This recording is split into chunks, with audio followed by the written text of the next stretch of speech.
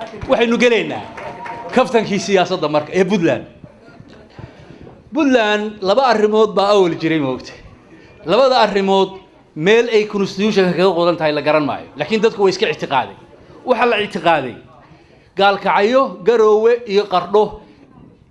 dadka aan ahayn waxay ictiqaadeen madaxtinimada Puntland inay saddexdaa tahay qoladii saddexdaa deganeedna waxay ictiqaadeen inay samaawi tahay oo iyagu bahasha leeyihiin mid saddexaad baa ku soo biirtay waxa ku soo biiray bahashi inay wareegto tahay oo xarig isku dhiib tahay oo hagba tahay adama fahamtay shalay faroola joogay cabdi wali baa jooga qardhaa doorkan isa siisay 30 baa ka sharaxan garoowe laba ka sharaxan gaalkacay laba ka sharaxan war arrinku sidaa ma aha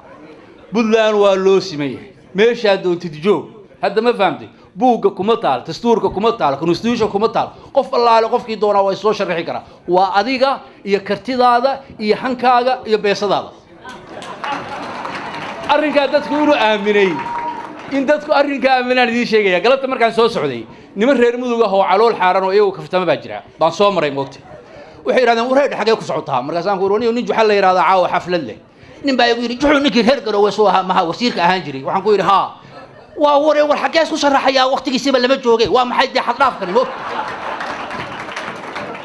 wuxuu igu yiri yaa xafladda qabanqaabinaya markaas aan ku anigu dadka ma kala aqaanay nin shoodhe la yiraahdo shoodhu kii reer waraaba garoon miyaan ahay ma nimankii dastuurka wax ka dhigay war meesha maxaa loogu ciyaaray war in adeero shaqaan ku socdaa fariinta iga qaad buu yiri wuxuu ku leeyahay war yaa juxaayo ee kada fariintu soo faraya moogtahay war yaa juxaayo nin waayo arago wasiir ahayo waa yeelabaatee wixii wanaaga wada jirkeena wax u dhimaaya hal laga waabto buu ku leeyahay wareegto weeye wareegto saas waa ictiqaadsan yahay moogta wareegto weeye madaxtinimadu wariisadaada doorkeedii maaha adigu xafadaada doorka ma leeyahay moogta walaal cismaan baa wiyeerka maanta wadaamihiisa u weel banaystay intuu wabxaayo yaan laga walaaqin weligii waxaa soo kale maaragtay moogta anigii baa markaa xanaaqay moogtahay waxaan ku yiri wariyaahe warde waxaad wadaa mar waa rashiid mar waa risaad markaasuu yiri waa waradigu siyaasadda waaba ka dhaxsan tahay ma labadii baad ogeyd ha war wallaahi mid baa ku soo biiray oo cabdi ra'uuf la yiraahdo macnaha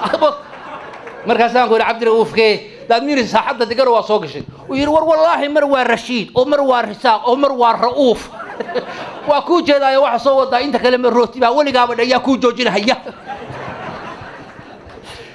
aad baad u mahadsantihiin madaxweynaha waxaan leenahay adigoo juxaa soo dhow adigoo cabdi faarax soo dhow war wallaahi adoo cabdi ra'uuf soo dhow